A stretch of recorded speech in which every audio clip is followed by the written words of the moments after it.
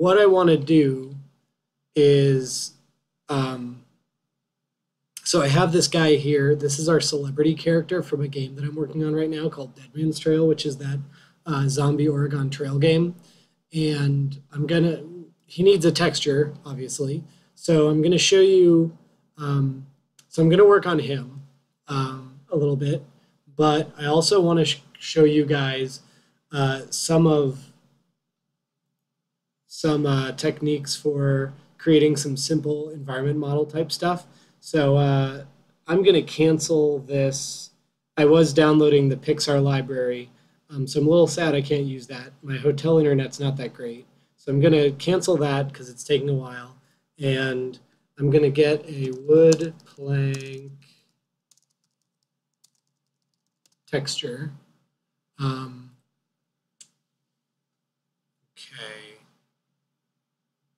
So that looks pretty good. Okay, so I'm going to grab this and view image, save image as,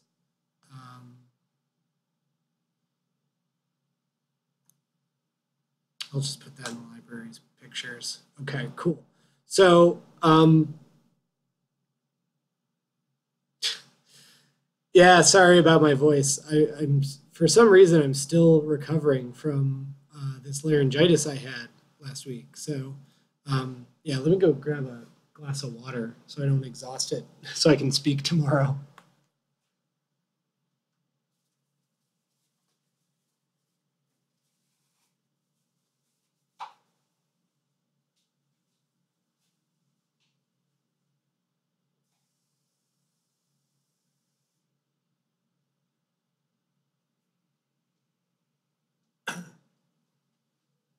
I sound like I have a chronic smoker's voice. Okay, so we have this guy here, but I'm going to open up another Blender window and start off with something a little simpler.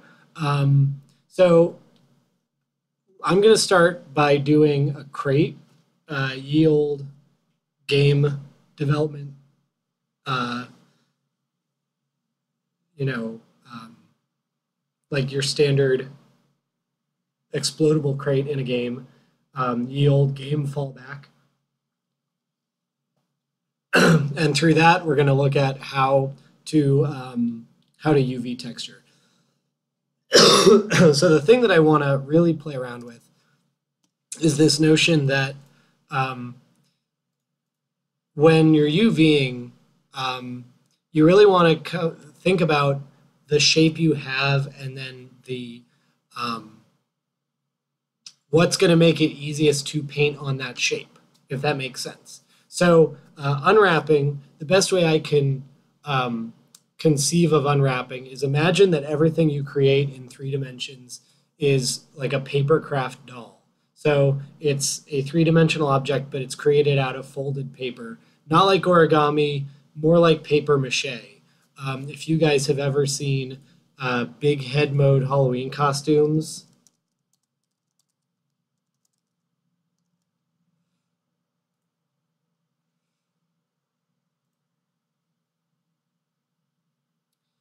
so like here's a guy that went as big head mode from Goldeneye for Halloween.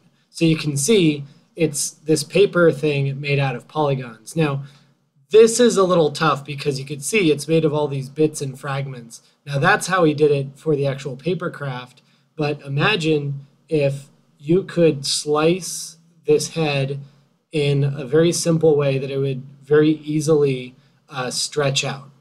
And that's kind of what you're trying to do with UVing. You're trying to make it so that you can have a very simplistic unwrapping of a shape. So again, a head is something very complex. It's got a lot of shapes in it, but something like a box, like our friend the crate, can be very easy. So I'm going to create a crate real quick. So we have our box. I could, if I wanted to, just put a texture on this. That would actually work if you're creating crates for like if you're looking at something very far away, who really cares if it has insets and some detail to it? But we're going to do a little bit of detail so we can show um, how you would unwrap it well. So before I do that, actually, let me unwrap a regular box. So I'm going to go to my UV image editor here, and so I'm going to pick Edge Select Mode, and I'm going to hit Control and Tab and go to Edge. So what I like to do with boxes is, or really what I like to do with any UVing, is I want to make it one cohesive shape as much as possible. So I'm going to, I want to make it one shape. So I'm going to pick, so what I want is, I want to create sort of, I think a good form for this, for boxes especially, is a cross.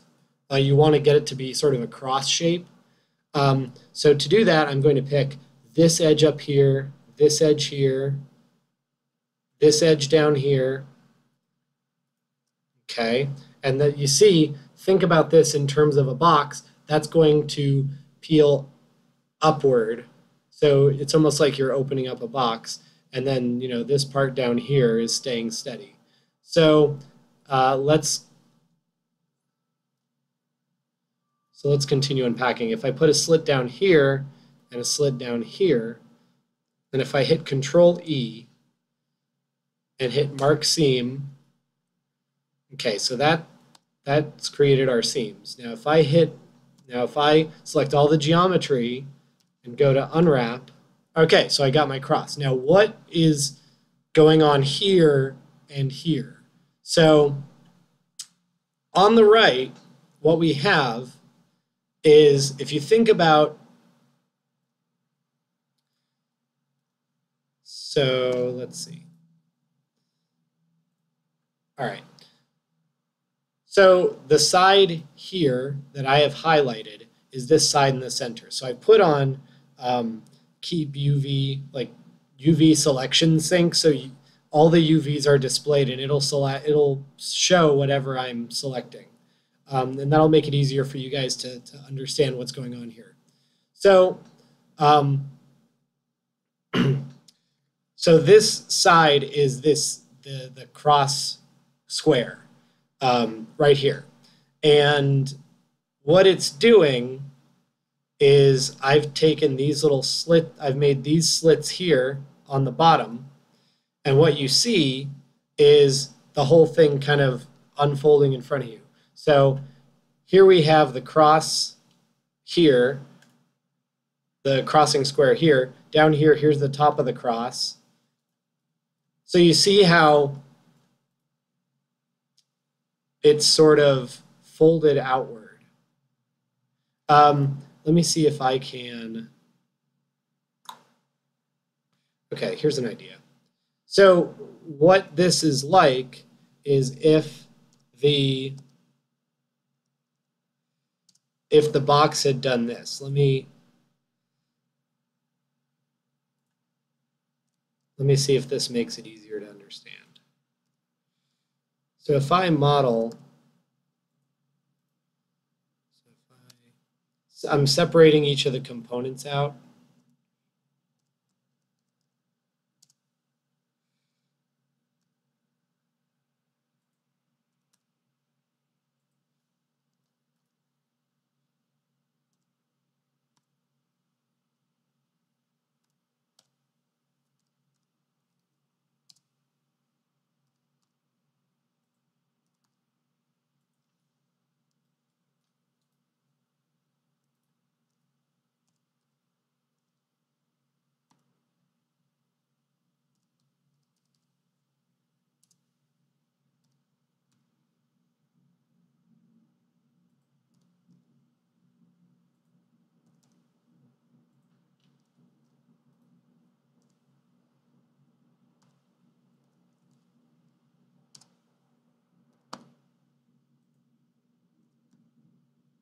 So that's kind of what it's done here. it's unfolded like that. So I'll put this back together.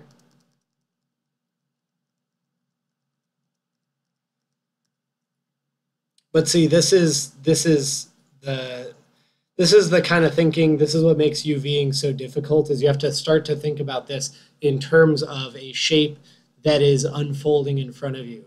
So this takes practice. Like, I don't expect you guys to be super duper experts at this right away. It is hard. It takes practice, and you're really just going to get used to it over time.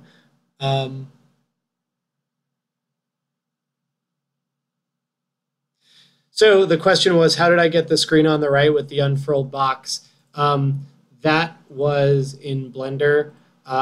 So remember that each of these windows is an editor, and you can change, if you have a window, you can change what type of editor you have. So I have the UV, I selected the UV image editor. Now, keep in mind that I'm using this in Blender because most of this tutorial is focused on processes and not necessarily some of the actual like operation of the software. So it's more of like the concepts of UVing. So please, when you have when you're doing this in whatever program you're used to, so Maya, Maya is going to bring up a separate folder or a separate window for you for UVing. So is 3D Max. Blender treats it as one of its editors, so that's what's going on right now. Hold on. So yeah, that's what's happening right now. Okay, so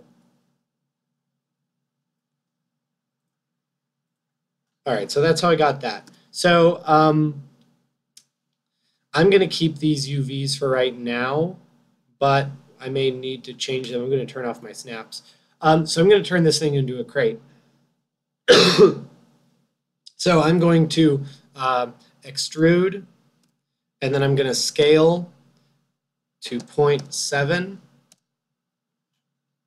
Okay, now one thing about Blender in particular, when you model geometry after you've UV'd, see how there's UV seams here now? We may not necessarily want them, so I'm going to clear the seams, but just keep that in mind. Sometimes it's actually really handy, sometimes it's a huge pain.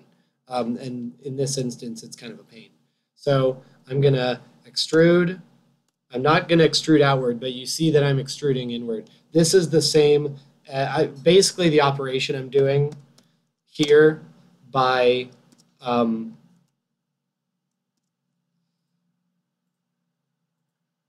basically the operation I'm doing here by extruding, scaling down. It's what in 3D Max users, you have this as a thing called or as an operation called inset. So extrude, scale, 0.7, extrude, scale, scale 0.7. Oops. Where are you going in? Scale 0.7. Huh. That's weird. What's going on? Extrude, scale 0.7. Huh. That's very odd. Oh, I see why it's doing that. Okay.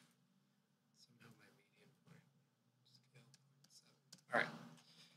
Cool. Okay, so I've got my crate, but it's still actually a box. So I'm going to extrude 0.1.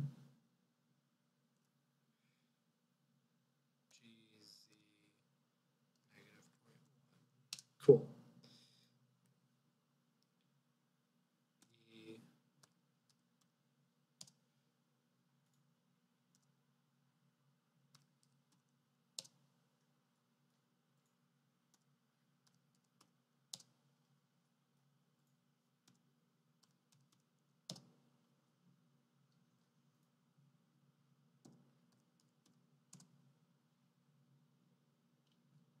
Okay, and then I have some wayward seams that I forgot to fix. So let's clear them.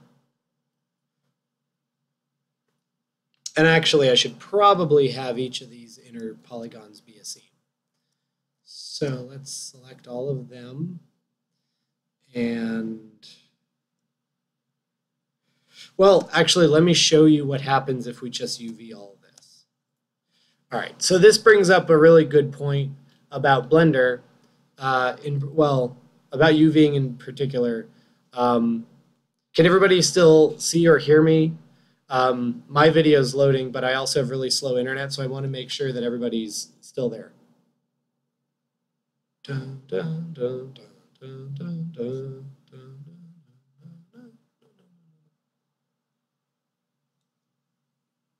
Okay, great. Thanks, guys. So, actually, let's do this. Ha-ha!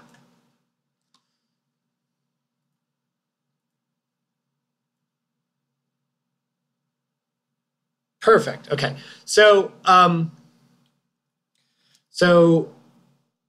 this shows us what's going on. What we're seeing here is I've unwrapped it just straight away, and actually this is not that bad, which is kind of annoying for the sake of demonstration because I would have liked it to be horrible. So what Blender is going to do is, now this does not apply to everything. But I've put the minimum amount of seams possible, and what if you just have like straightforward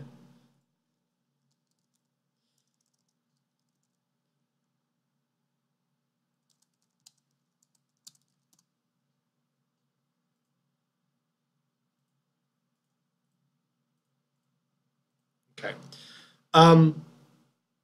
So if you just do a straightforward whatchamacallit, unwrap, what it's going to do, and I didn't show you this before, so you don't really need to know this, but it's a good, is this it?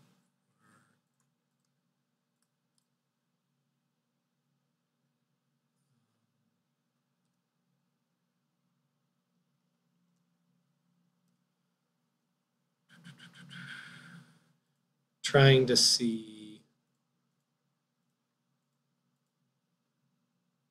what, aha, okay. So this black here, so what this is how relaxed things are. Now you don't need to know this, it's not really important, but let's say I just yank this out like this. See how the colors change? What that means is that, okay, yeah, and you see how things eventually get red or orange. That means that the UVs are not relaxing to their optimal sort of smoothness. And this, when you're doing a character or something organic, that's actually a really good thing that it does that. So I'm going to turn this off. Again, you don't need to know that. That's just a handy visual aid for a UV artist sometimes. And it's good for us because now you can sort of conceptualize these things as something that are stretched out in a relaxed way.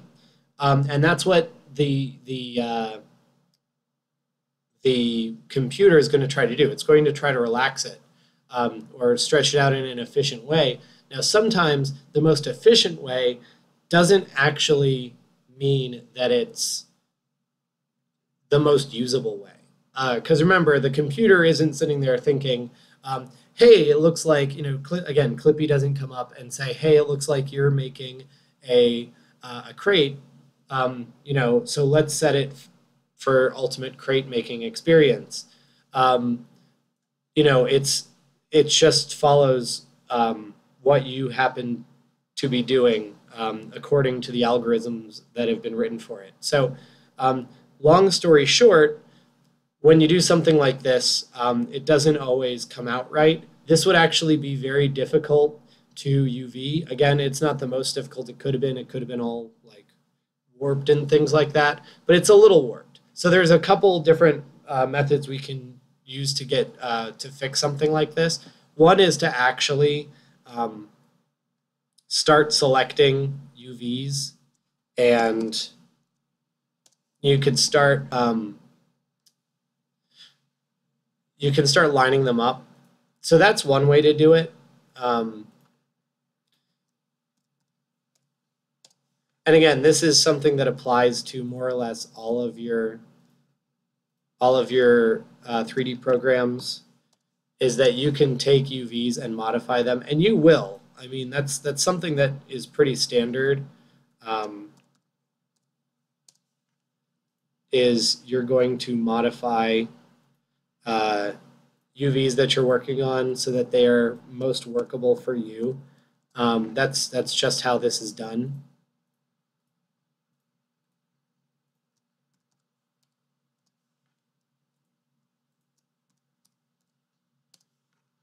So what I'm actually doing to do this is utilizing the scale tools.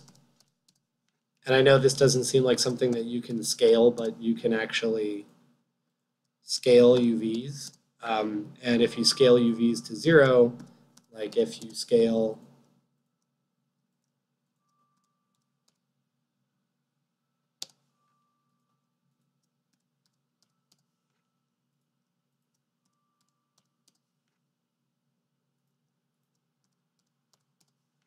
uh-oh, looks like it's not loading for some people.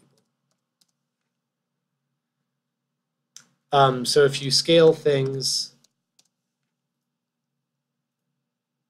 to 0, you can flatten things out and make it nice and usable.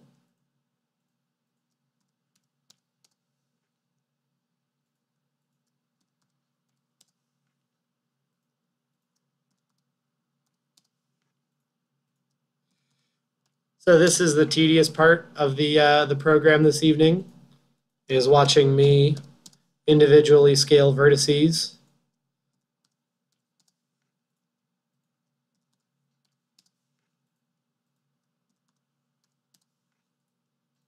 This is the romantic life of the game developer right here in action.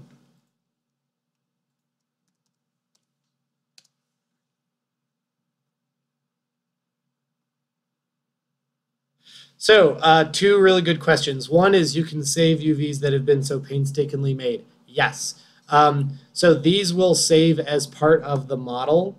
So if I were to just close the model and save it, these are saved. And when you export to FBX and then put into something like Unity, and this is why I use FBX in particular, because this data is stored in FBX. It's actually also stored in the native project files too, but Unity can read all those. So once you make this, this is actually something that is part of the model. So yes, these are saved. The other half of that question also is, so wait, who is the sir, blah, blah, blah. Let's see, Charisse, okay. So Charisse was asking, can these be saved? So they're saved in 3D in the model, but the other thing is they can also be saved, and each program is going to have its own option for this, but it's usually you'll export the layout, and that'll be done as a PNG image. And then, usually 2048.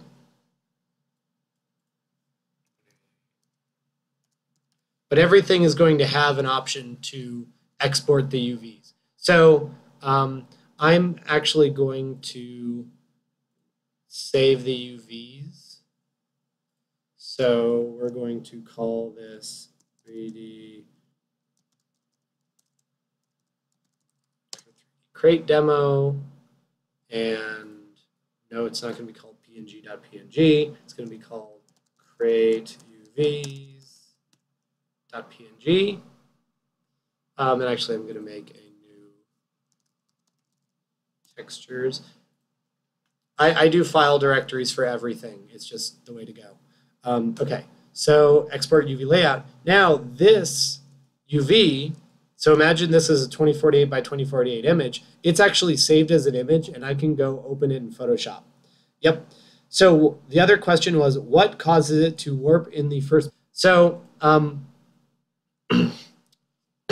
like I said, the reason these things warp is because of the UV function you're using. Now, all the things that you've seen in Max and Maya are going to, the way it works in those programs is you'll select a set of polygons and you'll tell it to like, so let's say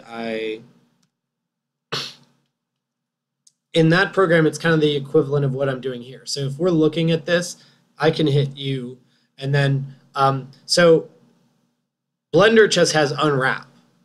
Now keep in mind that the reason it warped is because I'm using Blender, and that doesn't mean that Blender warps things. That means basically what happens is when you go to unwrap something, the computer is going to give you something like this. Now again, this has different forms in each program. Like in Maya, the UV menu is going to have cubes, cylinder, sphere, etc., or project from view. Same thing with Max. It's going to have, when you're in UV unwrap mode and you're editing that in the sidebar, it's going to have cube, cylinder, sphere, project from view. So if I hit U here and I do cube projection, it'll give me this. So this is a weird thing about Blender, is that, again, keep in mind, some of this is determined by the program you're using. So Blender's cube projection is going to be this sort of funky, like breaking things apart. And that's one thing I don't really like about how Blender does this. But each of them have their own weird behaviors. Another thing I could do is if I do project from view, so it literally gives me what I'm looking at. So,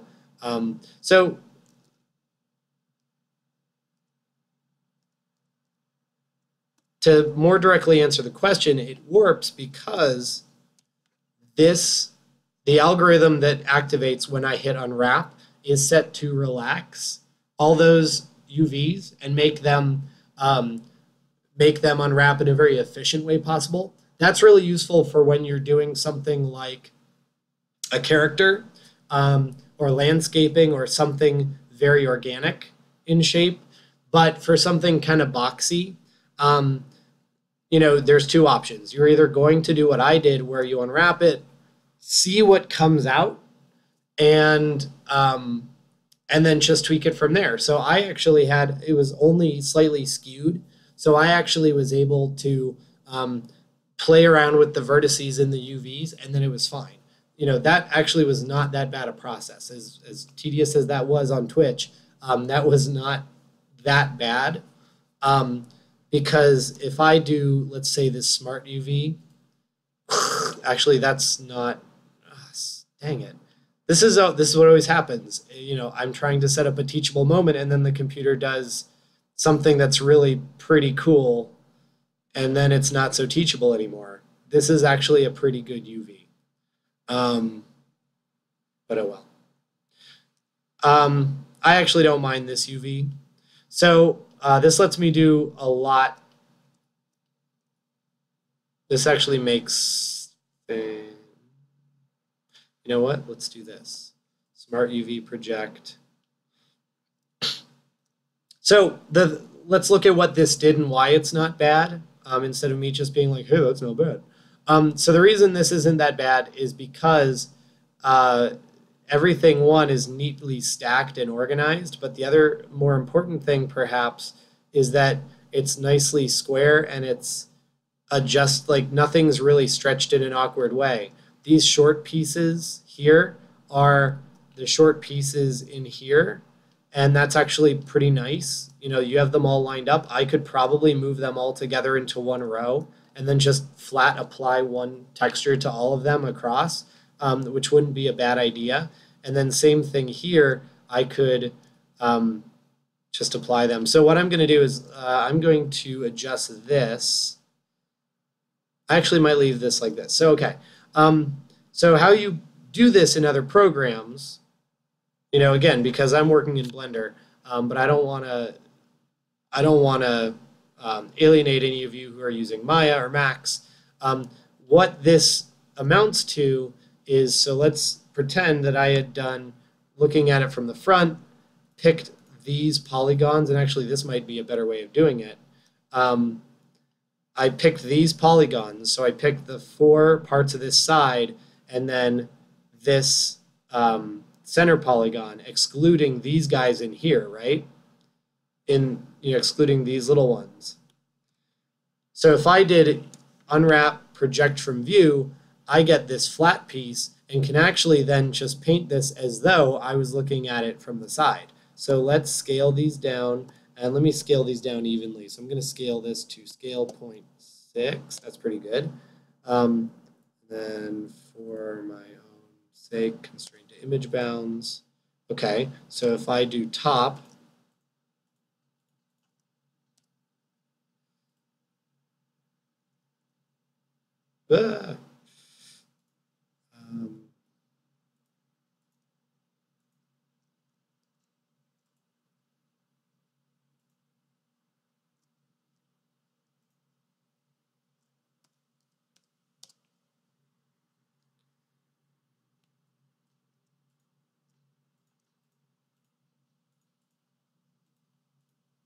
so the thing that's going on here, though, to remember, is that I'm actually completely ignoring all the seams that I made.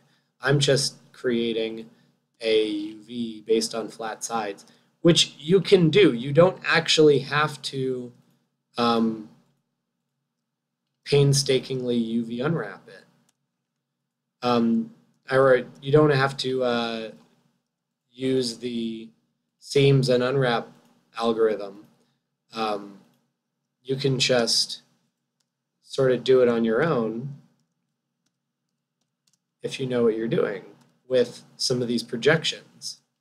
So again, small recap of what I'm doing is I showed off first how to think in terms of, let me efficiently unwrap a thing. And then, so I did a box, like a regular cube, and then I turned that cube into a crate. And now I'm showing you different ways to go through it. So at first, I just used the regular UV algorithm and adjusted it so you can see what happened. So it didn't give us a bad result.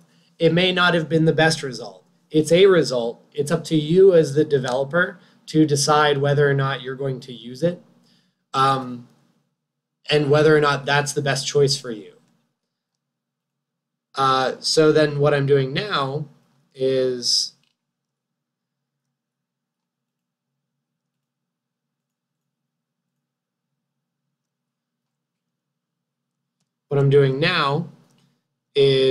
doing another method where I use my project from view function.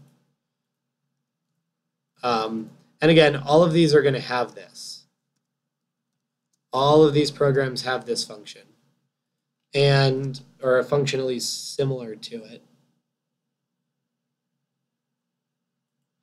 And what I'm doing is taking each side and using the projected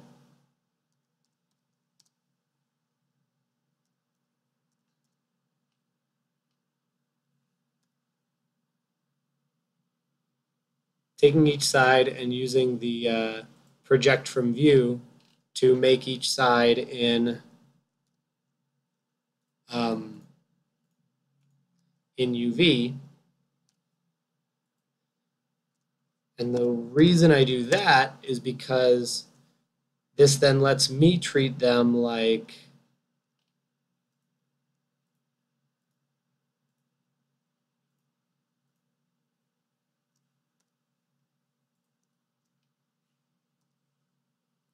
sorry, trying to do two things at once.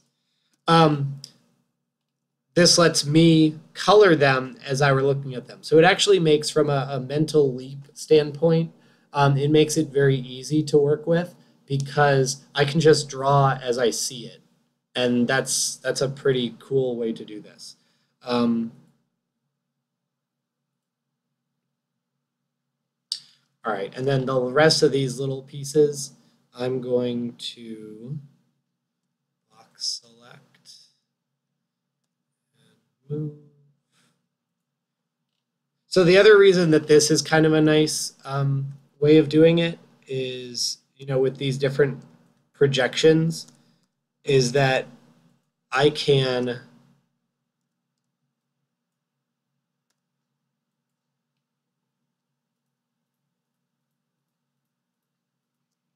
sure this all fits right. Okay, cool. So what's nice about this is that these cubes here are much bigger than the other projections were when it was across. So I could get more detail in here.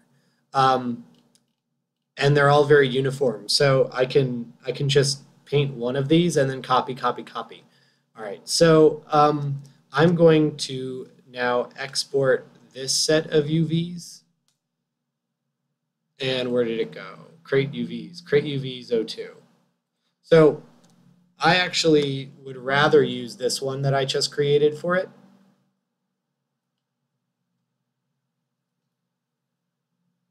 Okay, so I'm going to go into Photoshop now and play around with this. Are there any questions before I go forward? I'm going to go grab some water while the delay happens.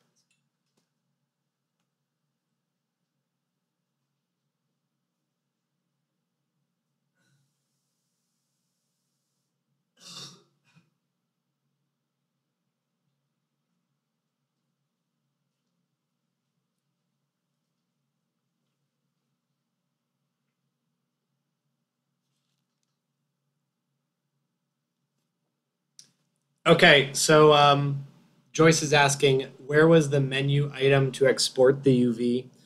Again, so remember this is Blender. I don't want to give too much UV or UI stuff for the software because I'm going to work mainly in Blender, but I don't want to make any Maya users feel like they are, okay, you found it. But for those who are curious, it is UVs. So again, each type of editor has its own option bar down here. UV, export UV layout.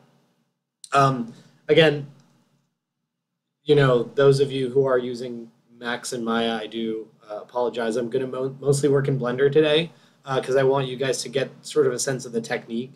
But yeah, don't think that I'm going to, that's why I'm going to try not to do too much software specific stuff. No problem. So, all right, so I'm going to do, I'm going to open this in Photoshop.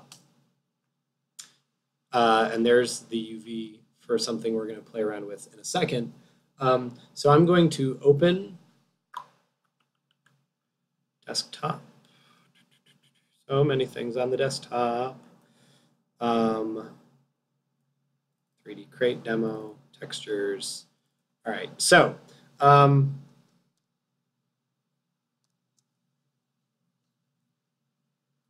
so I'm going to open my new, that's right, there's no libraries. Totten, my pictures. Okay, so this is not a, first of all, this is not a power of 2 image. So what I'm going to do is first I'm going to, well, actually it doesn't need to be. So I'm going to C and Control V. So we'll just, okay.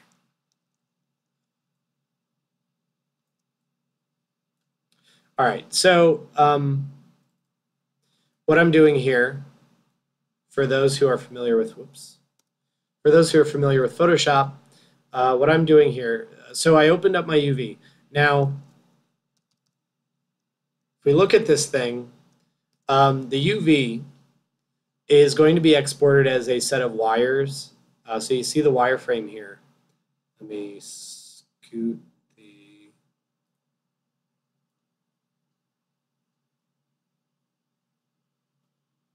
Let me change the window size so y'all can see me.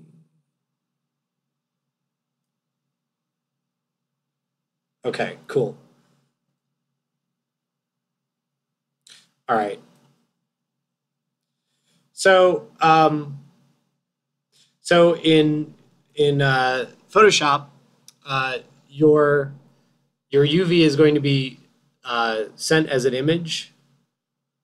Yes, thank you. If you are a Maya or Max user and you want to make sure people know where some of the buttons are, yes, thank you. That is awesome. Okay, so when you take this thing into Photoshop, you're going to have your wires. Make that a layer in your image and usually keep it as the top layer. And then you don't really need to worry about it too much. You just try to keep it where it's supposed to be. So I'm going to take this, this wood picture and I'm going to dissect it and move it and take it apart and make it the parts of this crate. So the first thing I want to do is actually I'm going to create 1 or 2 copies of it. So I'll just create a copy of it and then turn that off to have sort of as a tool on the side. So I'm going to scale this down because I'm going to do the center of one of these guys first. So this actually is a pretty decent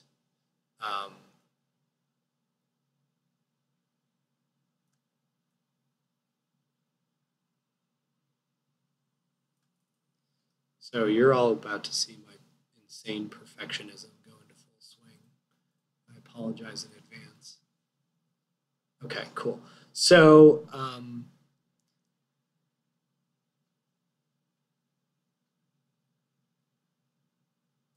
right. So what I'm going to do is chop some of these bits off that are outside. So when you make textures like this, cool. When you make textures like this, what you're doing is sorry,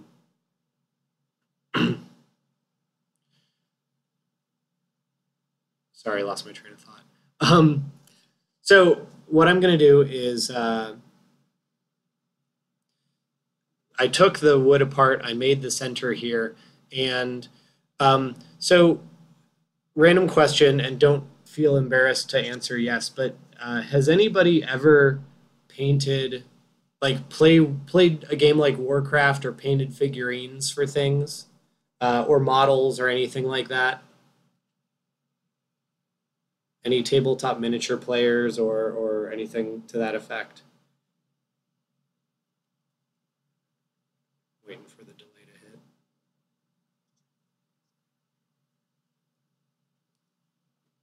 Okay, cool. That actually makes this explanation a lot easier. So when you, and for those of you who haven't done it, let me bring this up.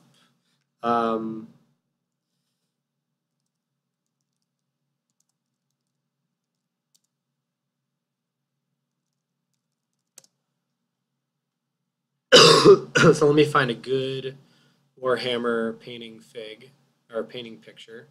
Oh, this is a good one. Okay. No, it's not that great. Oh, that's perfect. Okay. So if we look at these guys, the thing you're going to notice about how they're painted is that, one, you're not painting from a light source. You're acting as though, I mean, you know, reality provides a light source when you're looking at these. So you're doing sort of a painting that's based on painting the shadows in between gaps in something, gaps in details. There's actually a way to render that. It's called ambient occlusion. It's the shadow that comes from in between the spaces in between objects. It actually, when you render, gives you that look that it's actually something tangible.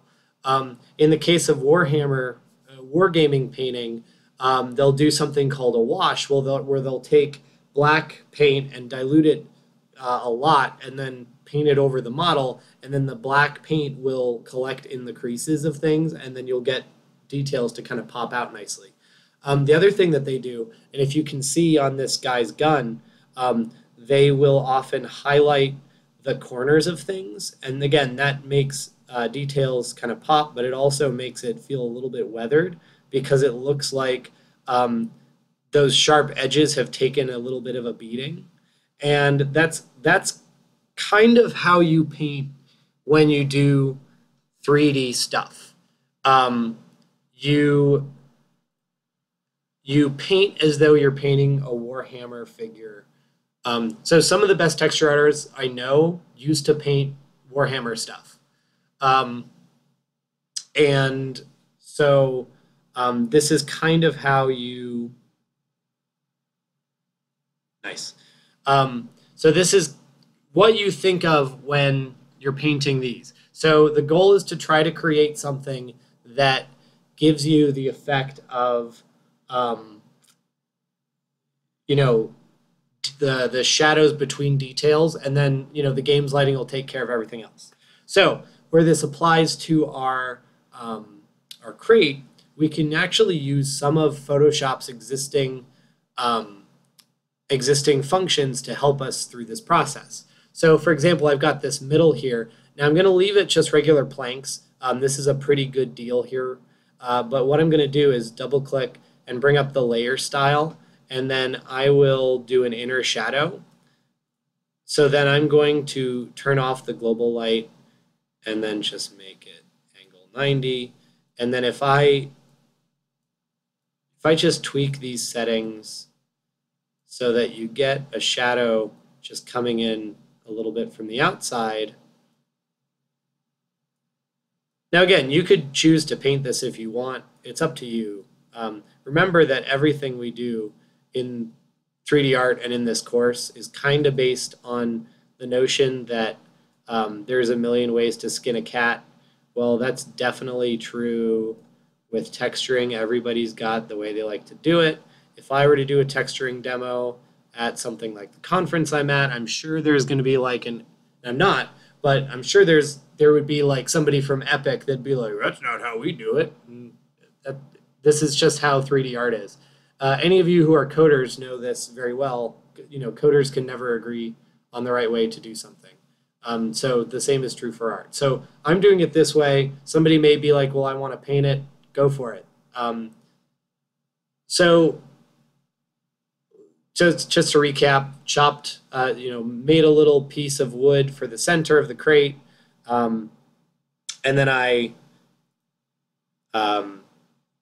just used the inner shadow effect, and now I got this thing that looks like it's inset. So that'll look really good in our crate. So the other thing I want to do, I'm going to bring our other layer back, and I'm going to use this to make planks on the outside. So where with the other thing we chopped off, I'm gonna tweak the size of this.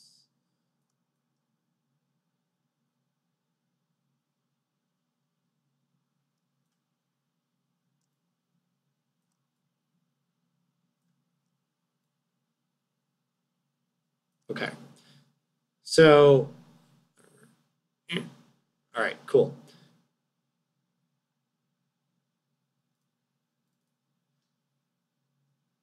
So what I'm going to do is, so I want to use these boards to their most effect because, again, I'm a little anal retentive, as you've all seen with the art stuff, and I want it to be as cool as possible. So I'm going to actually use the picture and CV. So what I just did is I polygon lassoed part that's in this top area. I copied and then I pasted it, and now I have this. Okay, so that looks pretty good. So I'm going to do the same with the rest. Again, like I said, I want to use this to the maximum, the planks to their maximum, which for the sake of what I'm doing right now means I want to use detail from each of these planks on the side so that it looks kind of varied and the texture is not boring. And this is just an artist thing.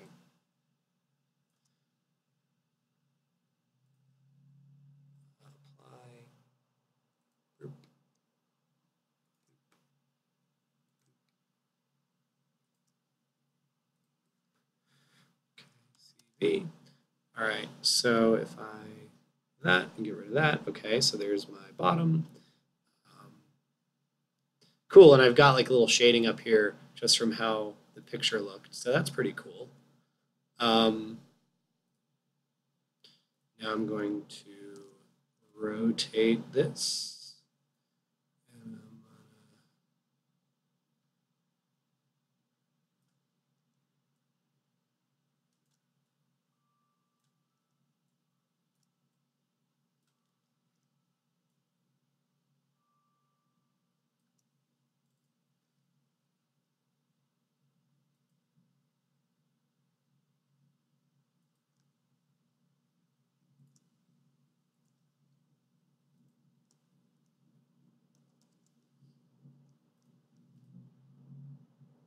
All right, cool. So what's kind of nice is that we have and I'll add some paint in there to detail this, but you can see there's the difference here in between the 4 planks. Again, I'm going to paint in there to show that off a little bit, but that's giving us a good detail. And the best part is, as slow as this is going right now, once we've made one of these, we can just copy it onto all the different sides. Just semi counterintuitive to what I said about, making it look as varied as possible, but I mean, it's also a wooden crate. And,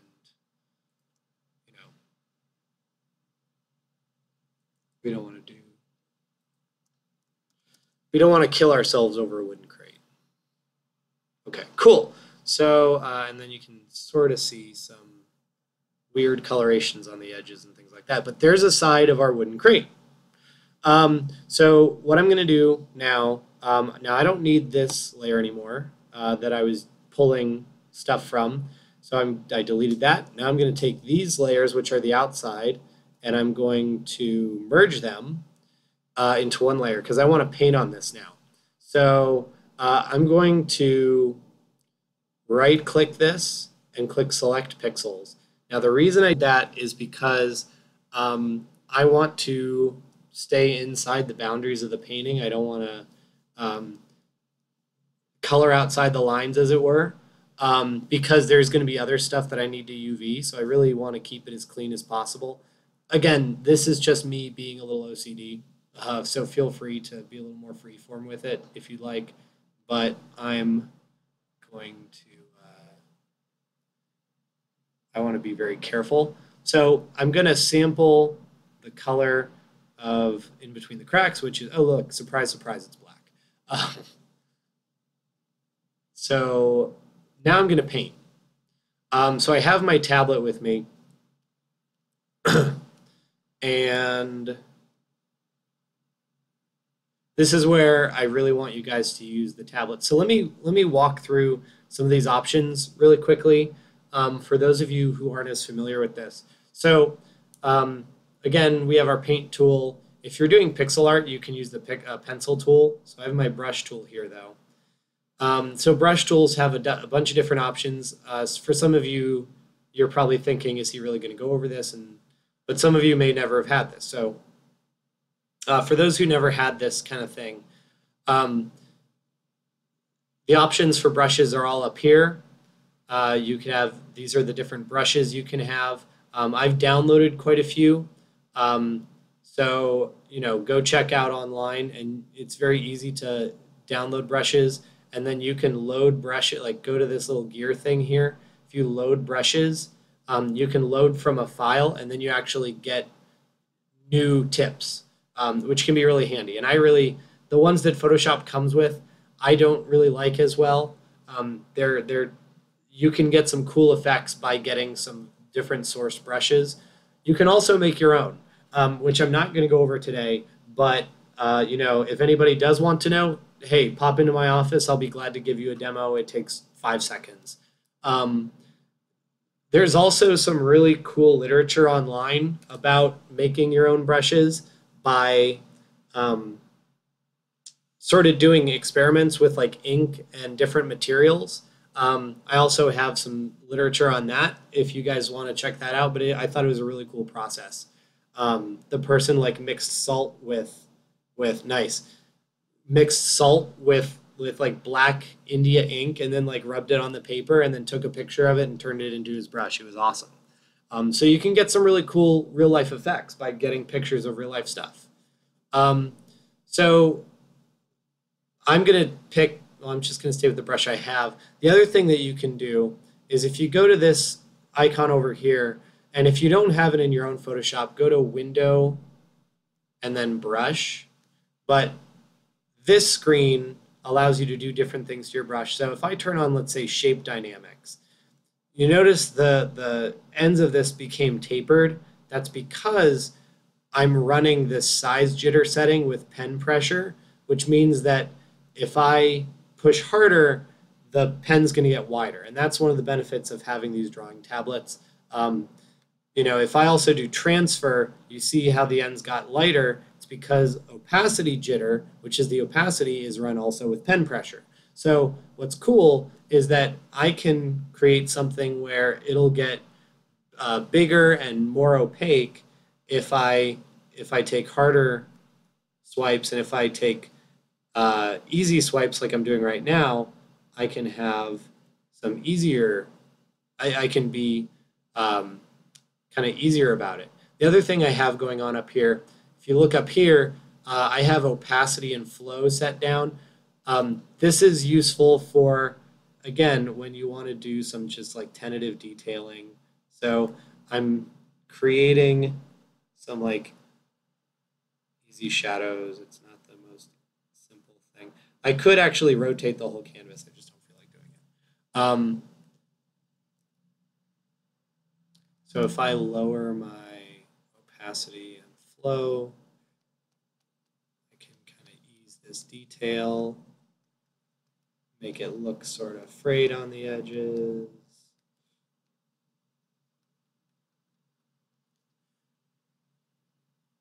And if I increase opacity, flow,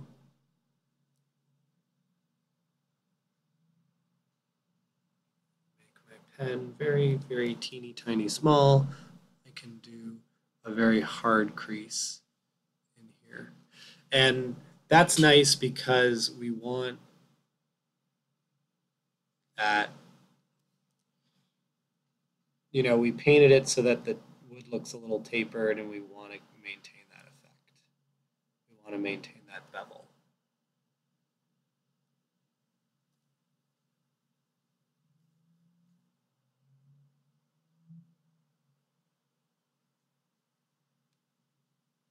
So I'm noticing something here. I'm noticing, and you guys probably can't see it, but in here there's a little white gap. I'm wondering if pixels are selected, but because, yep, I was right. Pixels were unselected in there. All right, so I got some big gaps in there. That's not,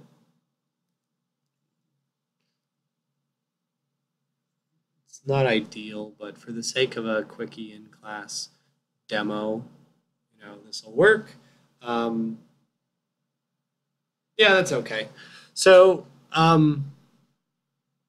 okay, cool. The other thing I'm going to do is take the light color of this and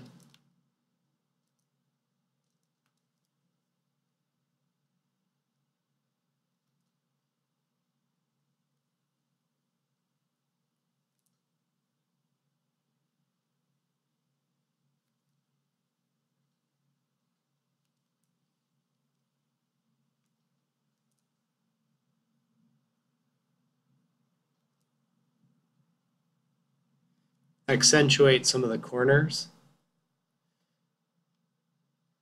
Now, depending on how sharp we make this, we can even, yeah. I do it kind of a rough choppy, and it looks like wood splintered a little bit. But again, this is kind of like that Warhammer figurine painting.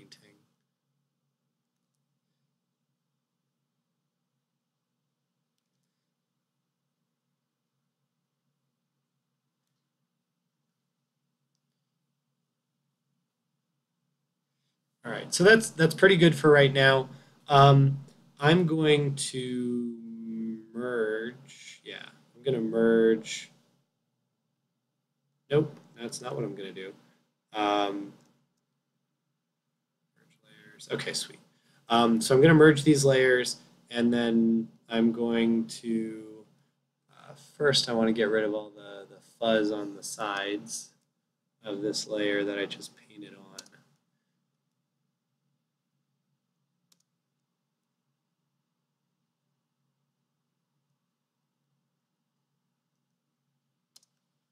Okay. And then I'm going to duplicate layers to, where'd you go?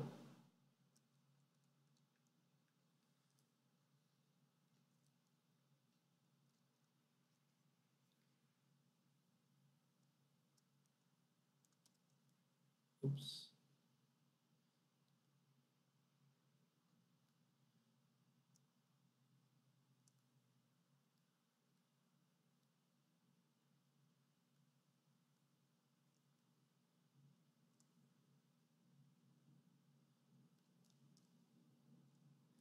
All right, so that's pretty good. And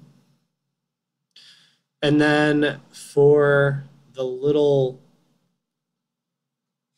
textures in here, I'm just going to grab a wood texture.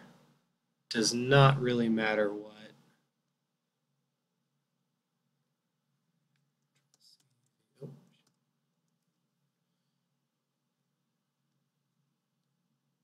Accidentally hit Control X. CV.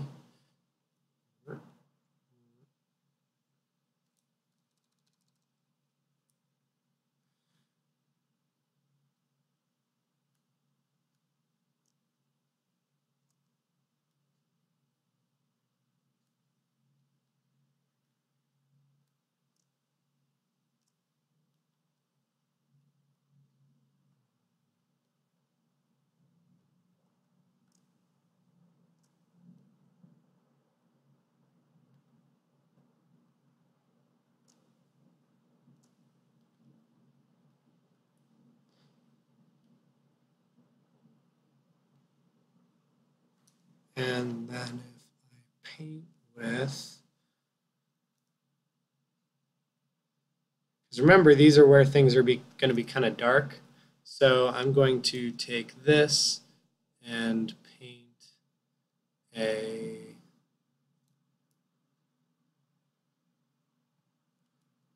kind of dark.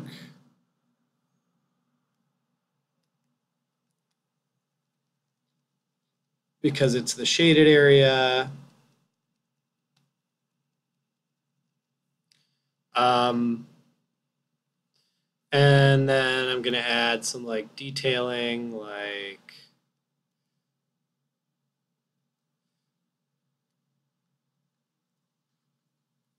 put some text. Let's get some.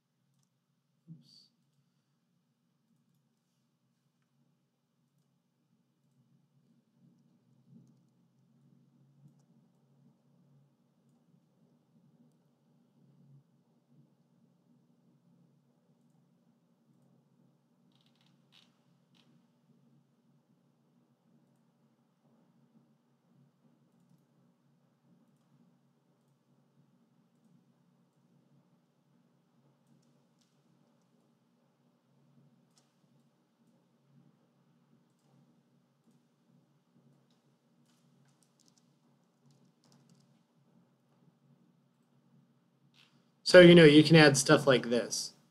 And, don't worry that this is gonna be broken up by the geometry. That actually is kind of nice because, think it would just sort of be spray painted on. You can also put decals and things on the side. So like if I took the custom shape tool, I don't know, all right, the evil kitten army. Here we go.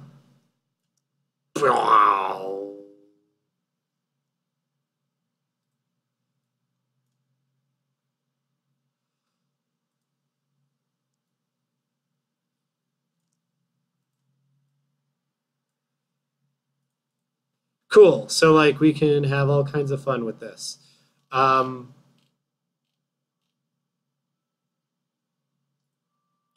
all right. So if we save this as crate, first I'm going to save the Photoshop document.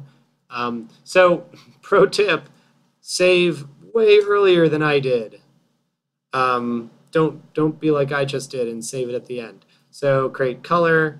So I'm going to save as a PNG. All right, cool. And then if I go back into Blender and go back to my box, and I'm going to, oh wow, I didn't even save that either. I am a bad example.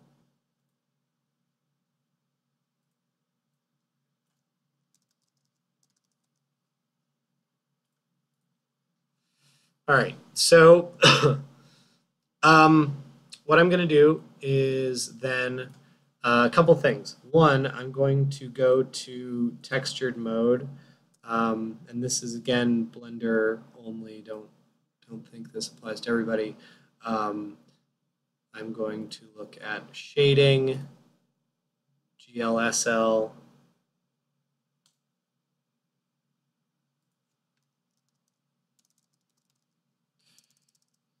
Have you guys seen the Oatmeal's new game, Exploding Kittens?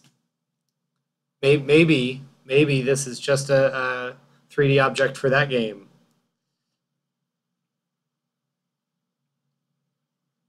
Okay, so I'll do GLSL.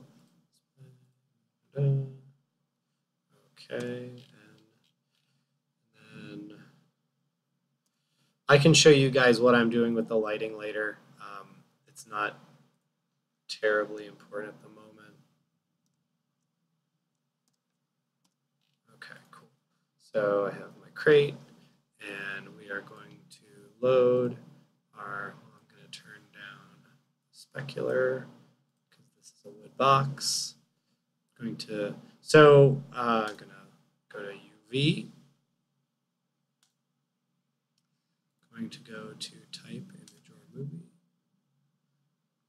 I'm going to go to open. Boom. Crate.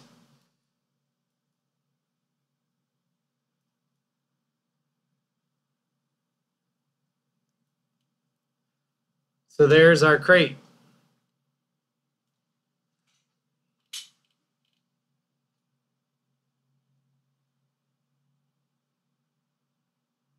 So it's not perfect, but for a first pass, pretty good. I'd actually probably play up some of the details a little bit more. Um, have a little more detail to them. The other thing that I'm noticing is that when I scroll back out, you can see some seams in here. some light colored stuff. So the reason it does that, um, and actually this is something to pay attention to in um, it's Unity. So sometimes when you have UV images right up to the UV edge, you'll get a little, like a pixel or two that's just displayed as white on the object, and then that might be even exacerbated in Unity, and it'll pop a little bit more, so it'll look like everything's not quite joined. A way to alleviate that, you see a lot of pictures of UV maps that are very neat and everything's right inside the UV edge, but I actually really like to make a background layer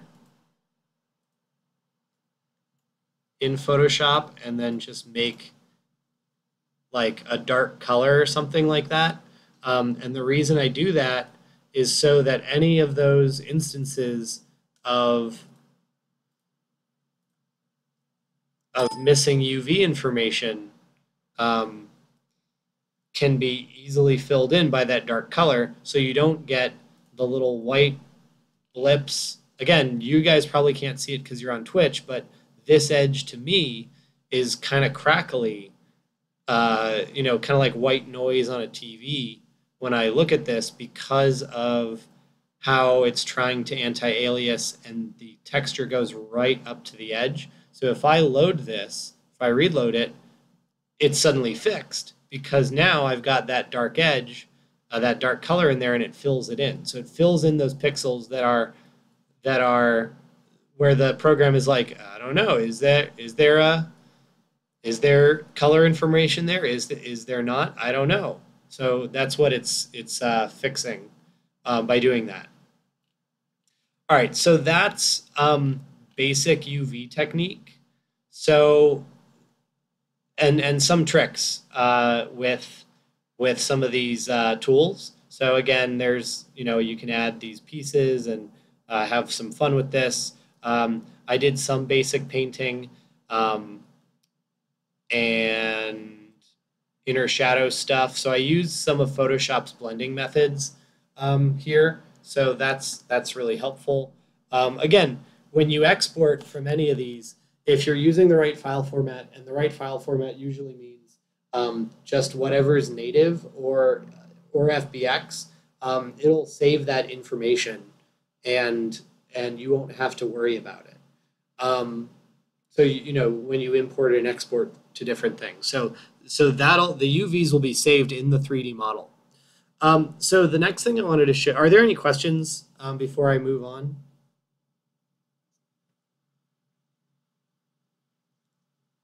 Be right back.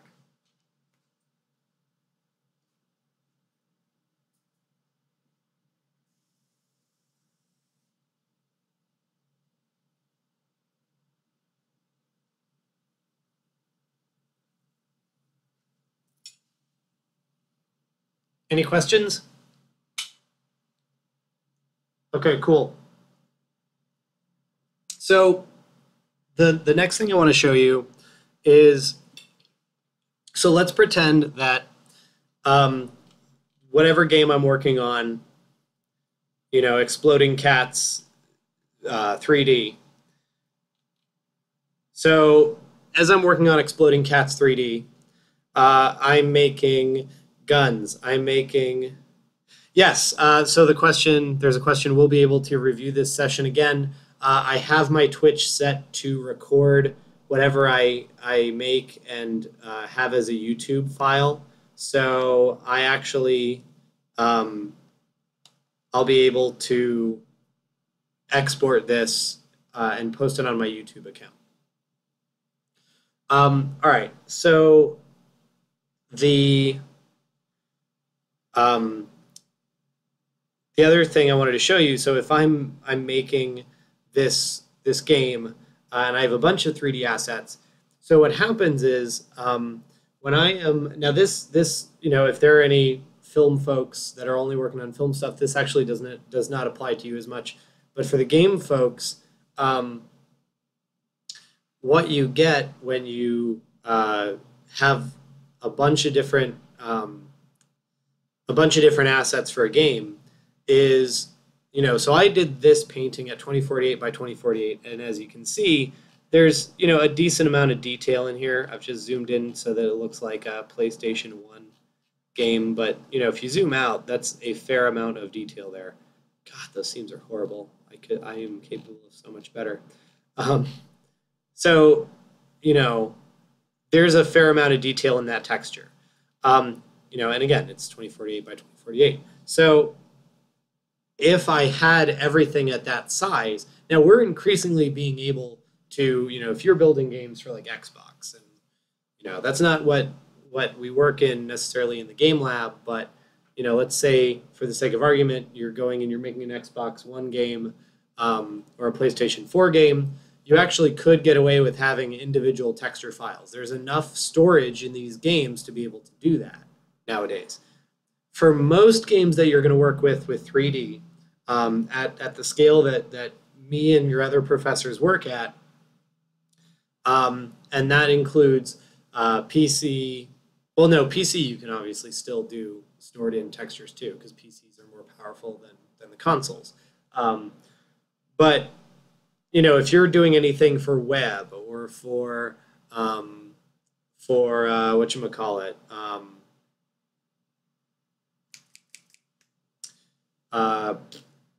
sorry, brain fart.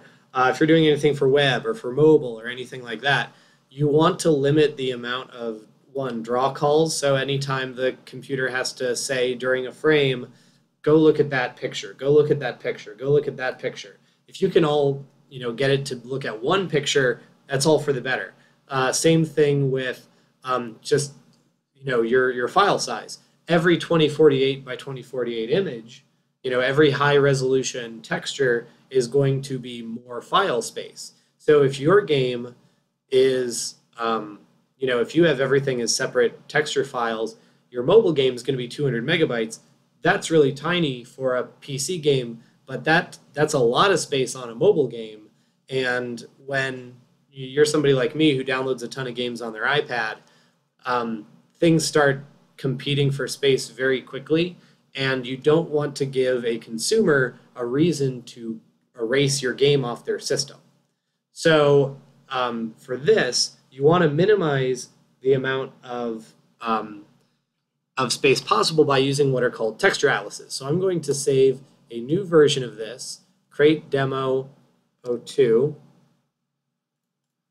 and I'm going to use 02 to act for my texture atlas. So if I go to Photoshop again, so I have this. So let's pretend that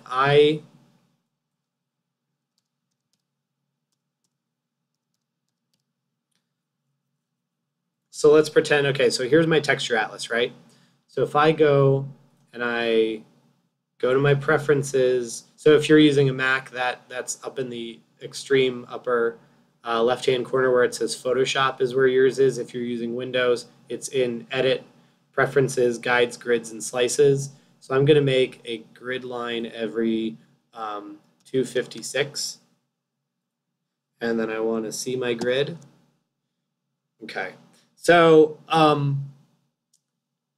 so what this is this is a 2048 by 2048 image that is, I use the grid to divide it into 256 by 256 pixel grid pieces, and I'm going to use that to lay out my texture atlas. So right now I only have one texture, so I'm going to open, create color PNG, Control A, Control C. Control A is select all, Control C is copy, and then I'm going to right there. Okay, so it's a 1024 by 1024. All right, so all I'm going to do, all right, so let's say crates are kind of important, so we want them to be 512 by 512. There it is. It's tucked into the corner here. So I save as and create atlas. So let's say this is a game about crates. crates are like the primary thing, which is why they're 512 by 512. So I could duplicate layer. So there's all kinds of crates of different shapes and sizes. So let's actually make that kind of read. Purple crate.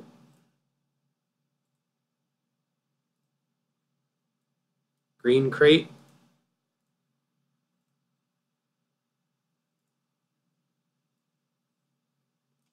Blue crate.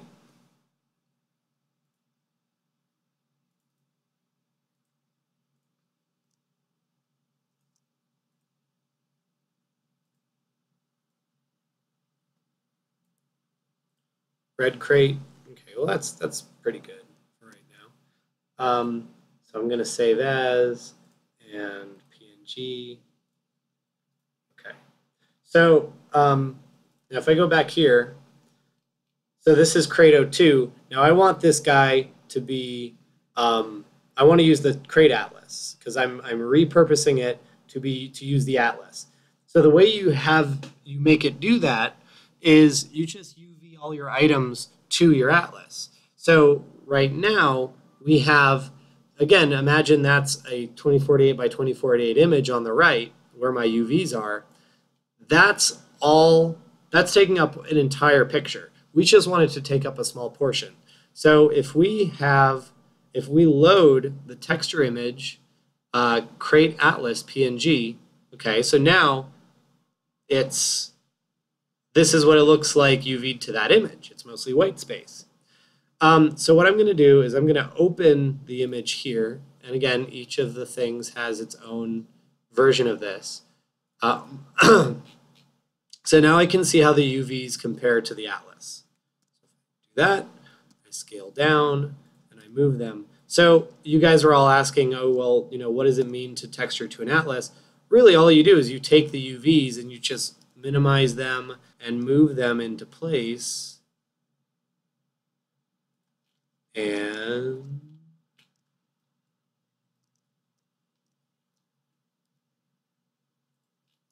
boom, we're good. Okay, so there's a crate, and it's actually not too terrible. So let's say I X. All right, so here's another crate. So if I move that over,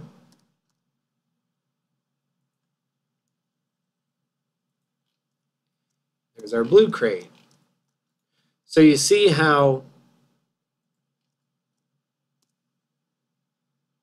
this is what texture atlases do.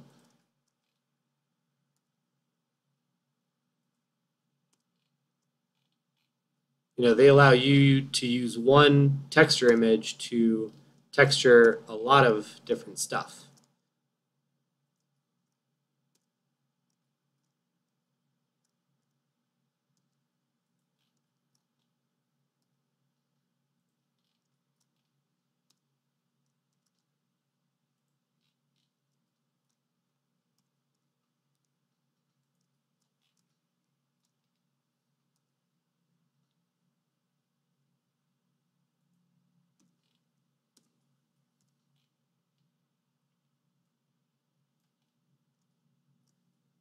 All right, so there's our different crates, UV'd with different colors.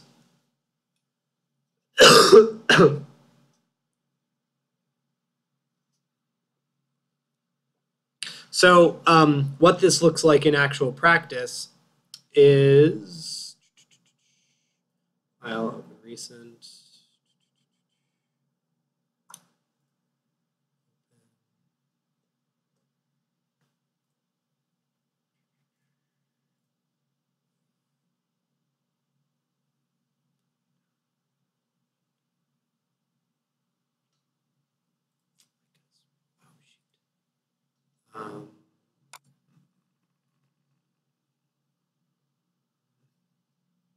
Give me a sec. Crud. All right. Give me a second here.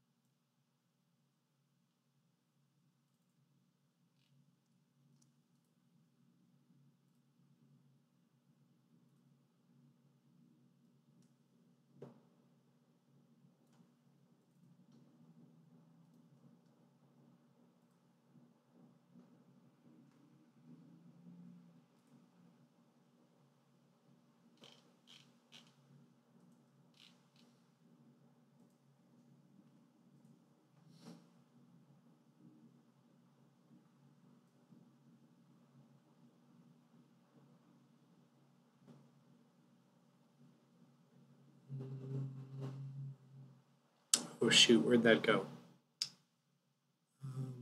Groundatlas.png.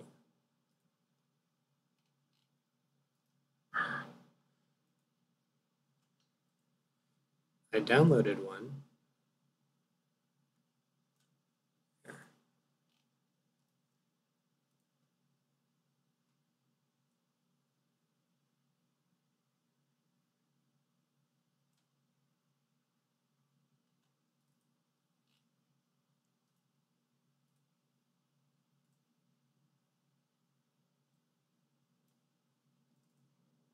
Okay, cool. So you can see, so each of these is actually paired to an atlas.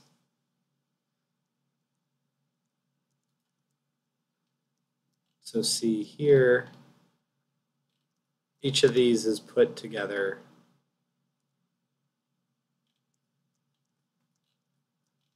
by corresponding to a different object atlas.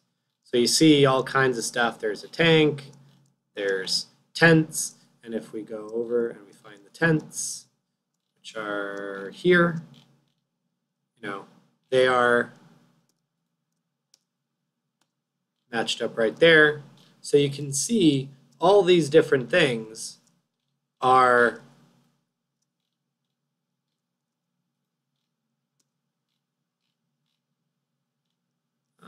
that's not the texture. The texture's not in there for that mode, for that window.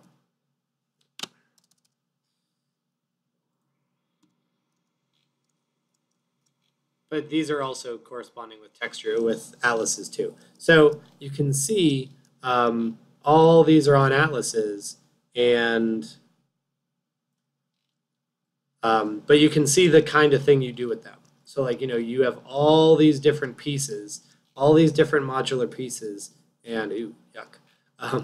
All these different modular pieces, and you can just turn them into a whole building system by putting them on an atlas. And this is very efficient. This is a very efficient way to create game objects.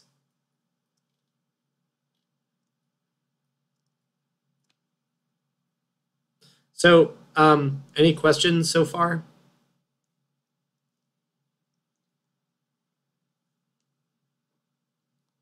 About atlases or anything like that?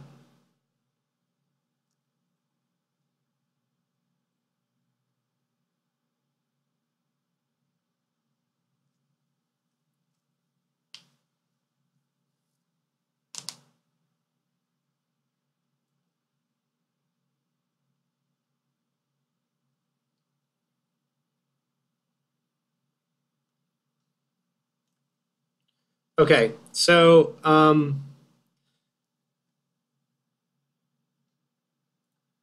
I guess the other thing I want to do, so I want to show you this guy.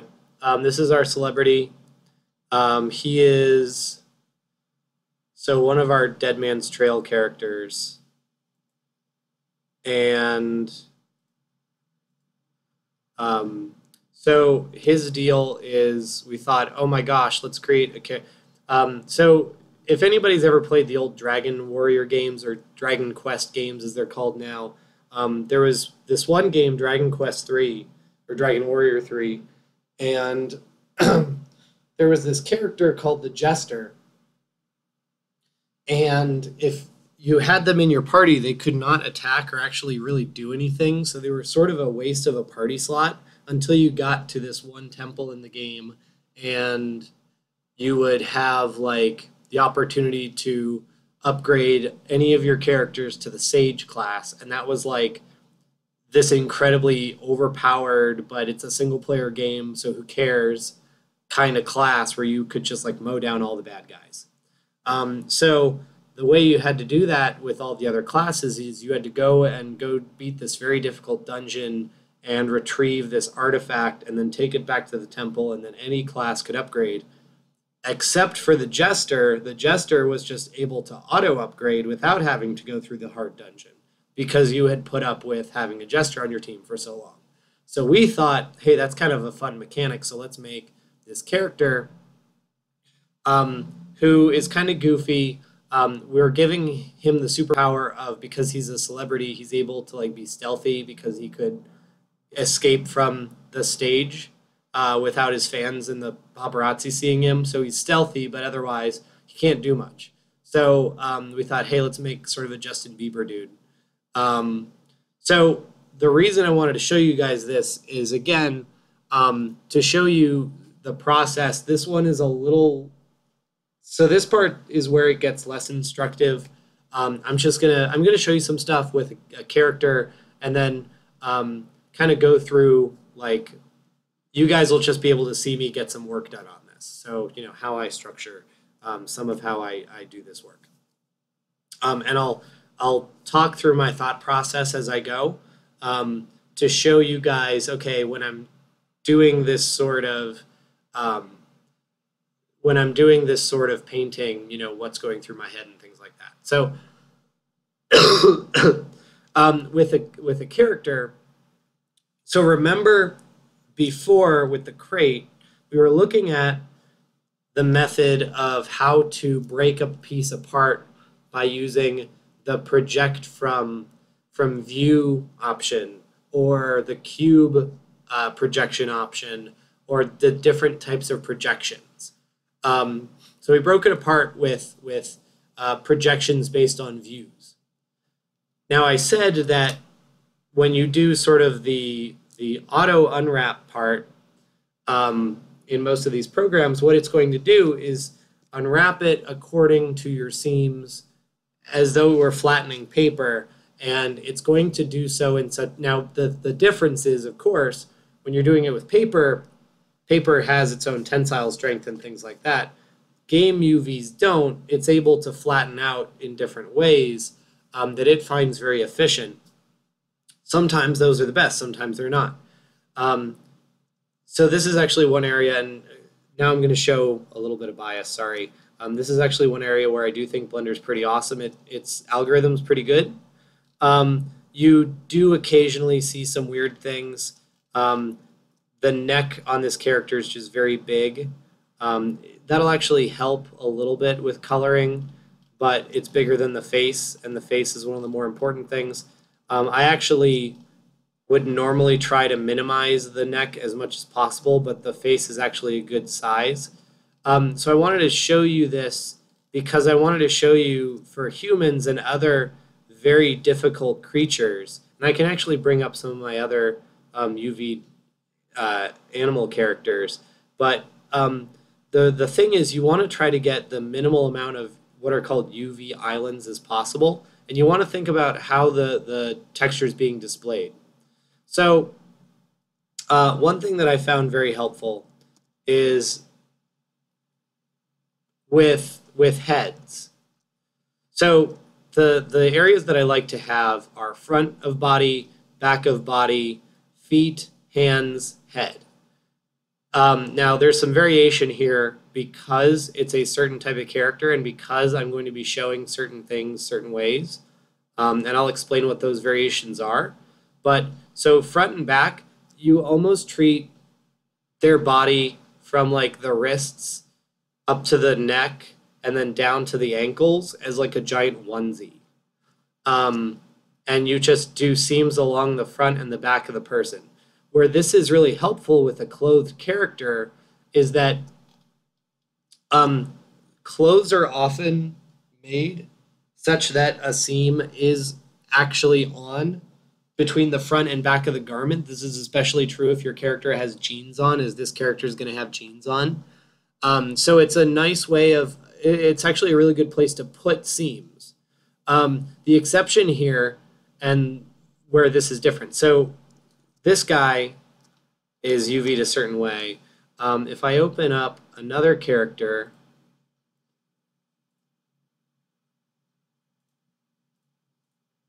if I open up like the mechanic, So if I open up the mechanic model, you see his UV seams are down his side completely because he's wearing a jacket. So I can, I can use that to my advantage. Especially down again here on jeans, I can actually just paint the seam of the jeans here. And then with the wrist, again, I just treat them like a giant onesie. If I go back to my celebrity,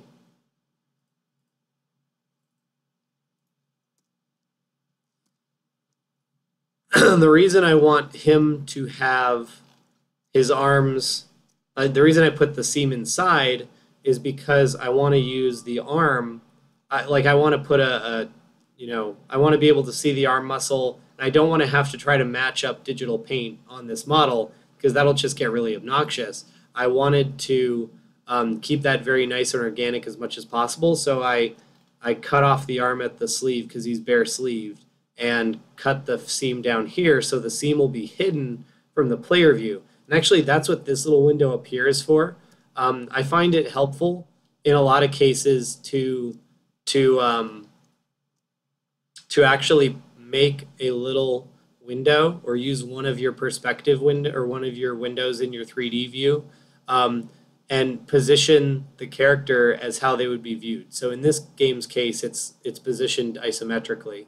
And that way I can see where I will see seams. I can see where animations will look funky, things like that. So in this case, I can see that, okay, well, if I see up here that there's an obvious seam on the arm, I need to fix it. Whereas here, I can see like, okay, well, am I ever going to see that seam? No.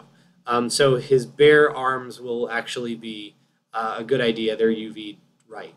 So I can like put a tattoo or something on him if I wanted to. So let me just go. So that's the body. Is again, treat it front and back like a onesie.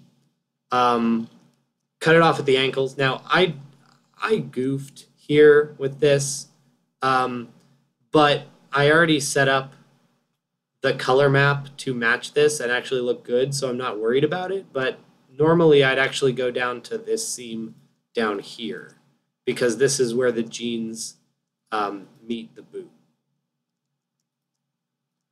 So that's normally where I would do is I would do it wherever the pants or the leg meets the foot. Or the shoe or the boot or the foot or whatever you have on the character, that's normally where I'd cut that seam. I cut the bottom of the foot as its own thing because again, 9 times, well, 1, you're never going to really see it unless your game is about kicking. So if you're making Punch Kicker the game, hopefully some of you are fans of the show Community and got that. If you're making that and you're going to see bottoms of feet a lot, then maybe you come up with something different. But mostly this is just a good place to, have its own UV island. So hands are really the most complex part. So this hand, he has kind of a mitten because again, we're viewing it from up here, so you don't need to. But this same thing applies if you're doing a character with all 5 fingers. The reason he doesn't have 5 fingers is because there are 2 places in a character model where you're going to get the most geometry. One is in the face, and the other is in the hands. The rest of the geometry is going to be very simple, but this is where you'll start racking up polygons. Okay, people are still watching, good. How you UV the hand very efficiently is you make a seam around the wrist, so that'll cut off the wrist and make it its own island. And then you bisect the hand down sort of its middle, like down this middle here. So you can see on the back of the hand, and this applies absolutely when you have all your fingers. So you bisect down here as though you're cutting the hand front and back, except you leave the polygons from the tip of the thumb down back down to the wrist. You leave those as not as seams, and what that'll do is that'll make the hand kind of full, like butterfly out, and you'll have a nice like one piece front and back for each hand. UVing on people models is kind of gruesome. I apologize. This gets very Hannibal Lecter in a way, if you really think about it. And you know, human UVs are creepy. Like, I'm just gonna say that right now. You need to get used to them. They're super creepy. Okay, so for heads, and this is an outlier because he has sort of a tank top thing going on here, but what I typically do is have a seam come from the back of the neck. So here, that plunges into the back, but the back of the neck up over the back of the head, over any sort of like hair features. Now, the mechanic you saw, I actually did some other stuff on the top because he had a hat on. So I then stopped at the hat and then like did some UVing on the hat. But in this case, I'm going over his little cowlick thing, and then so you go over whatever like hair and everything the character has, and then you go down to the forehead, and then you do a couple of seams in on each side. And what that gives you is this sort of head shape, and the face is sort of nice and front and center, so you can color the face and add a lot of detail to it. So that's actually really, really nice. But this is the UV I came up with. Eyes, I have sort of hemisphere eyes in here. Again, I'm trying to save any polygons I can. So, oh yeah, that's right. I'm trying to save any polygons I can. So I'm using like hemispherical eyes. The mouth always ends up being kind of just like a dump for different geometry. But so that's the mouth is just kind of this cavity inside, and then the teeth are, let me see if I can grab the teeth. Nope. Nope. Okay.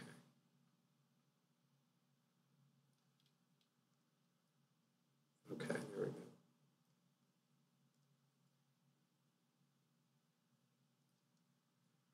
So the teeth are just these sort of two like cubes that I've extruded into this shape here. So that's what's going on with the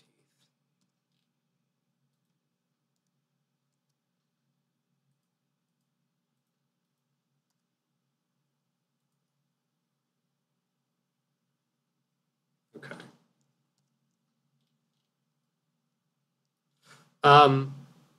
Okay, so there's my character. Now I've already UV'd him. So this is where any questions on like just how I UV'd the human character?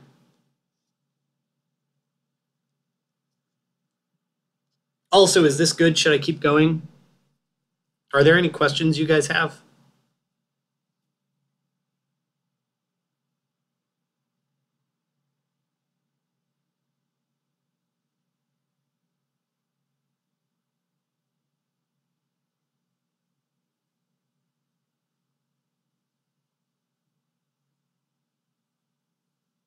Bueller?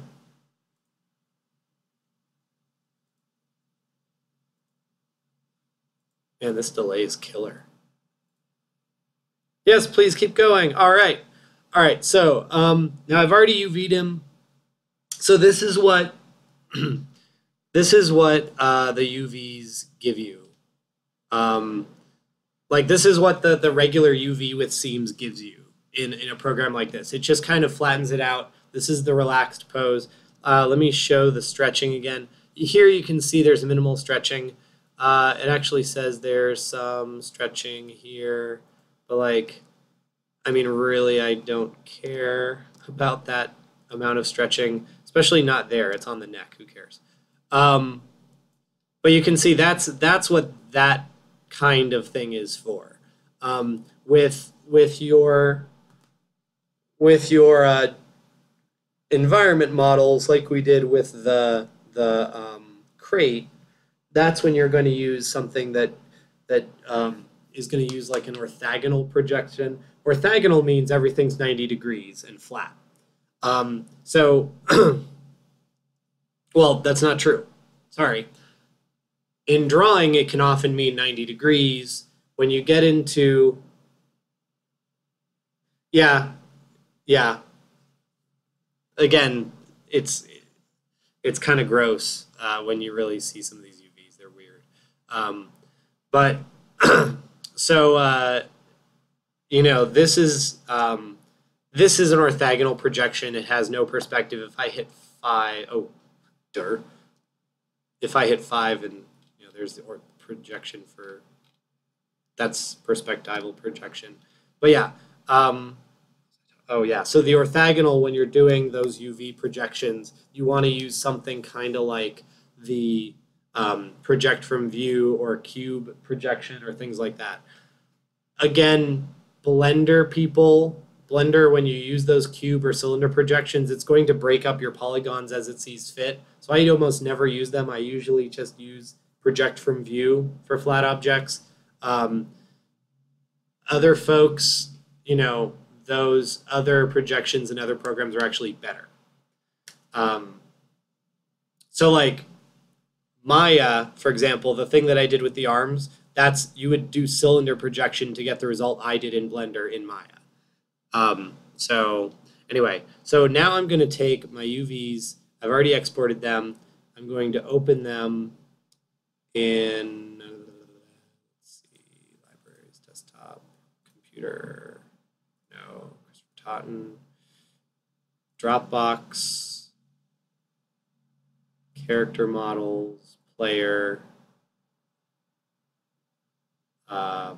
celebrity.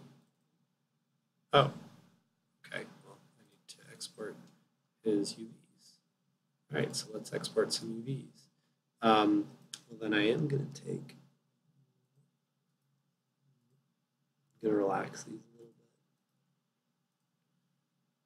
bit. Okay. I'm going to export UVs.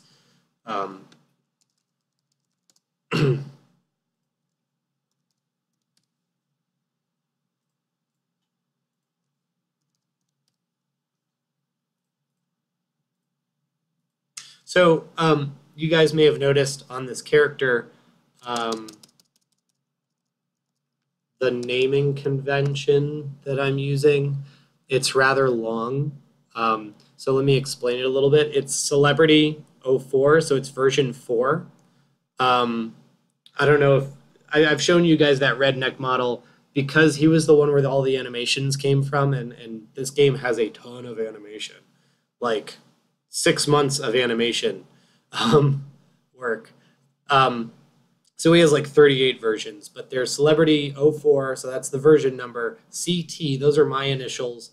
And I find that useful when you're working on a team because if you have a question on a model, and don't worry, I see Rock's question, I'm going to answer it in a second. If you have a bunch of people working on a model, it's helpful to put initials there. So if you need somebody to fix something, you know who to ask. And then date, because then it's like if you see a bunch of models with different dates, let's say you went back, you did version 5, version 6, version 7, but then you realize that version 4 was really where it was at. You go back to version 4, you add the current date on it, somebody will know, like, oh, I should always make sure that I'm importing whatever has the latest date. So, dating is also helpful. One question, if you prefer painting like profile or portrait, what are the drawbacks? Doesn't this squash you over the head and make painting strange or difficult? So the question is, if I prefer painting in profile or portrait, Um, I'm guessing you're talking about with the flat pieces like I did with the crate. Doesn't the squashed view for the head make painting strange or difficult? And the answer for that is for heads, this is a good view because if you did it in portrait, um, so if you did a portrait, so if I projected from the side, the problem is that you're suddenly putting the division down the middle of the face, and if a shadow or a detail doesn't line up, then suddenly you've got a mismatched detail in the most important place to have detailing, which is the face of the model. So this view lets you put the detail, like it lets you hide your seams in places the player is not necessarily going to look, but it also lets you whatchamacallit,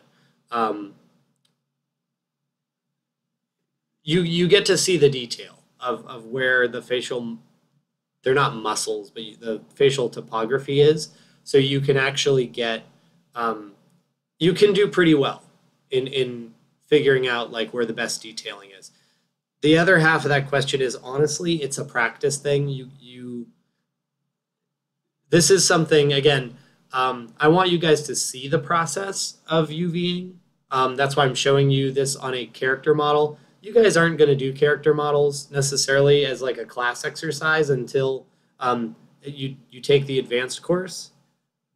But it's good for you to see this and understand why UVs are done the way they are.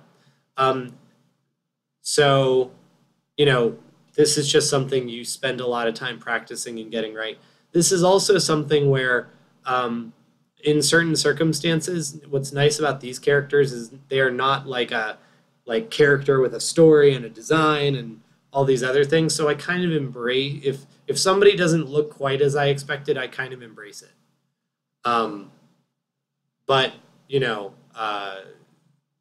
that's sort of up to your discretion as a 3D artist when you're working on projects. If you have a character that has to look a certain way, then you'll have to figure it out. So, all right. So I just UV'd the character and I imported him. Okay. So the nice thing is that I've derived this character from actually two other characters. He's sort of a Franken character.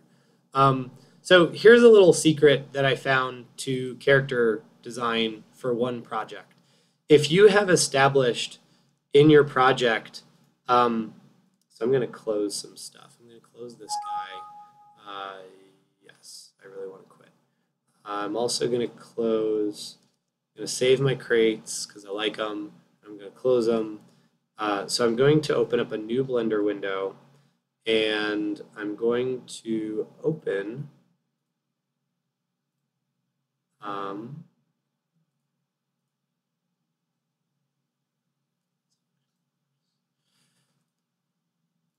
so a little pro tip when you're doing games with a lot of similar geometries. So if I go to Dropbox, character models, zombies, Male 01. Okay, so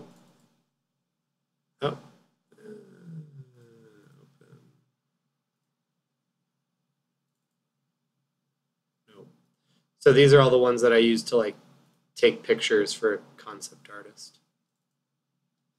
Okay, so like this kind of works. So I have this zombie here, and actually, this will work. This will be okay. So I have this zombie here. This is one body model, and he has his UVs done and everything. So what I did was I took that body model and just repurposed it into different zombies. So I've applied different textures. Now this is even more simplified. I cut off even more geometry and including, like the mouth, because he doesn't really need to open his mouth and he's not a main character. But, here we have a zombie character made from made from the same geometry. So actually all these characters from this one game are derived from the male Zombie 01 model. And so basically I made a male body and a female body, and then I'm just deriving all the different body shapes from those, and then I'm further deriving each character type from those. So the original model was just this one male zombie, and then I saved myself a ton of time. So here we go. This is actually like the zombie with more geometry.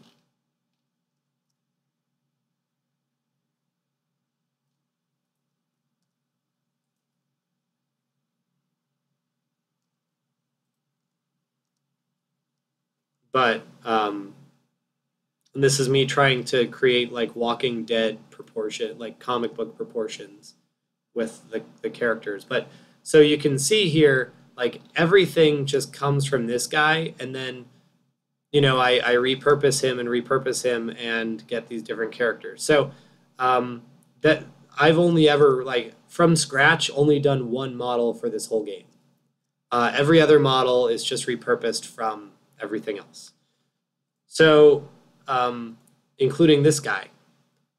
So literally what I did for this character, because I knew that I wanted similar clothing style to the redneck, with sort of a tank top thing going on and jeans, I took the redneck's body and then I applied the ex-con's head because I wanted this sort of hairstyle.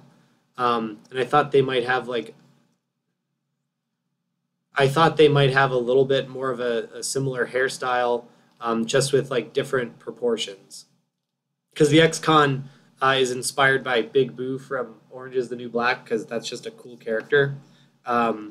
So I was like, okay, well, that's a pretty good hairstyle for this character. So I really only had to tweak proportions. So that's another pro tip for 3D modeling. See how much you can repurpose from stuff. It's kind of it's like it's an extension of the old. I'm playing Galaga, so there's a red alien and then a blue alien, and then the blue alien has one more HP than the red alien, and thus it's a new enemy. So this is kind of like the extreme version of it. So what I'm getting at here is that I can then turn off my grid. Take these pieces and then see what I can repurpose from this color map, which has a lot of the same UV portions, and repurpose them for this new UV. So I'm going to, I turned off all the zombification ones. All right, so I'm going to take all these layers.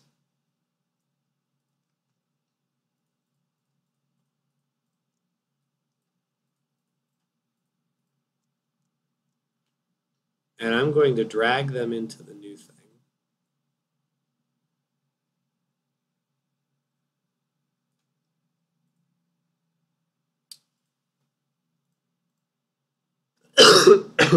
And then I'm going to make sure my UVs are on top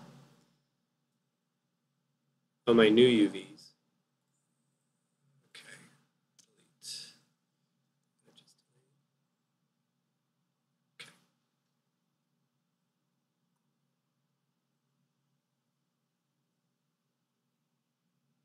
All right, so some repositioning is required, but not that much.